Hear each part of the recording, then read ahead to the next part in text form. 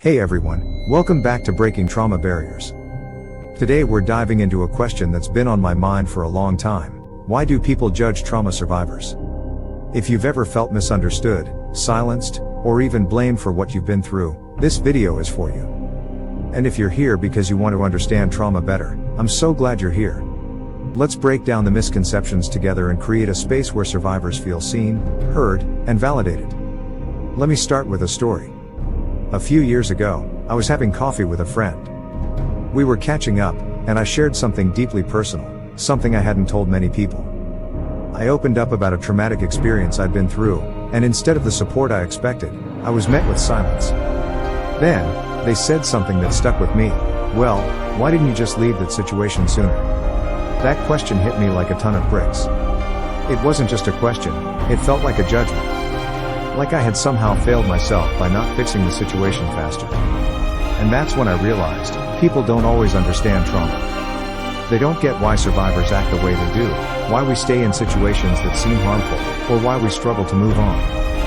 But here's the thing, judgment often comes from misunderstanding. So today, let's unpack some of the most common misconceptions about trauma survivors and why people judge us. Let's start with the first misconception: trauma survivors should just get over it.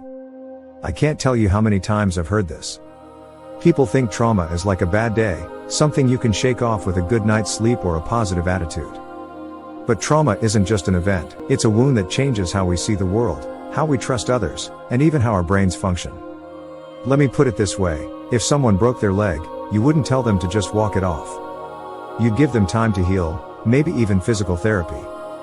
Trauma is the same way. It takes time, support, and often professional help to heal. So when people say, just get over it, what they're really saying is, I don't understand what you're going through. Here's another misconception: if it was really that bad, they would have left. This one hits hard because it places the blame on the survivor. It assumes that leaving a traumatic situation is as simple as walking out the door. But trauma doesn't work that way. Often, survivors stay because they're manipulated, threatened, or made to believe they have no other options. Let me share another story. A few years ago, I worked with a woman who stayed in an abusive relationship for over a decade. People would ask her, why didn't you just leave?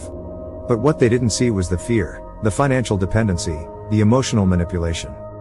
They didn't see how her abuser had convinced her that no one else would ever love her. Judging someone for not leaving ignores the complexity of trauma. It ignores the fact that leaving can sometimes be the most dangerous part. Now, let's talk about the third misconception: trauma survivors are just looking for attention. This one is especially painful because it invalidates our experiences. It assumes that sharing our stories is about seeking sympathy rather than seeking understanding. But here's the truth: sharing our trauma is an act of courage. It's a way to reclaim our power and connect with others who might be going through something similar. When we judge survivors for speaking out, we silence them. We send the message that their pain isn't valid, that their voice doesn't matter. And that's the last thing anyone who's been through trauma needs. So, why do people judge trauma survivors? It's not because they're cruel or heartless. Most of the time, it's because they don't understand. They haven't been taught how trauma works. They haven't been given the tools to respond with empathy. But here's the good news: we can change that. We can educate ourselves and others. We can challenge these misconceptions and create a world where survivors feel safe to share their stories without fear of judgment. If you're a trauma survivor watching this, I want you to know this: your pain is valid. Your story matters. And you are not alone. Healing is a journey, and it's okay to take it one step at a time.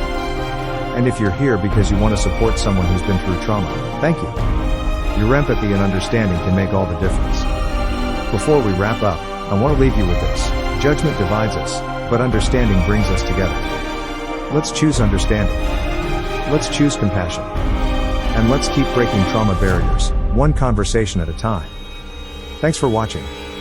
If this video resonated with you, please give it a thumbs up and share it with someone who needs to hear this. Don't forget to subscribe and hit the bell icon so you don't miss any of our future videos.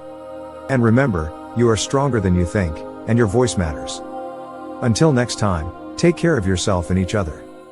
Signing off from Breaking Trauma Barriers.